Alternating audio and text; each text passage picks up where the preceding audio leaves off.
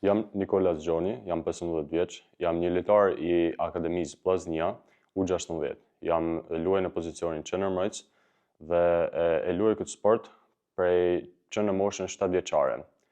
Kam qenë pjesë e Akademisë ADA në Velipoj, që në moshën 7 vjeçare deri në kur mbusha 14 vjeç, dhe tani luaj për Akademinë Vllaznia dhe është sezoni i tretë. Çfarë do të thotë për Nikolas Gjonin të veshësh fanellën e Vllaznisë? Për me veshë fanellën e Vllaznisë është një krenari e madhe, sepse kjo fanellë nuk është vetëm një veshje ose një bluzë, por është një emocion që t'jep në fushë. Luani mbrojtës. Po. Keni një lojtar i cili ju pëlqen dhe kërkoni ta ndisni si model?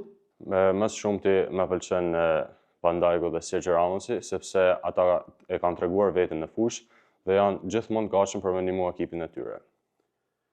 Shpesh këtë kohë të fundit jeni gëmuar edhe me ekipet kombëtare. Po. Pse që është një tjetër ëndër e Nikolas Gjonit, kombëtarja? Kombëtarja është një synim që i kam vënë vetit kohët e fundit.